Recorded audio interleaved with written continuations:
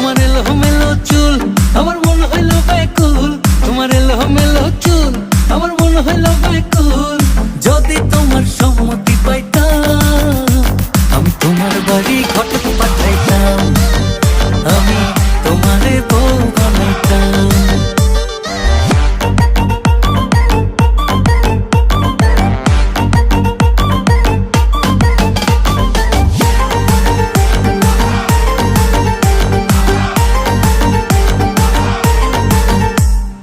আসা যাওয়া পারাপারে লাগছে তোমায় ভালো, দেখতে দারুণ রূপবতী আঁখি দুটি কালো।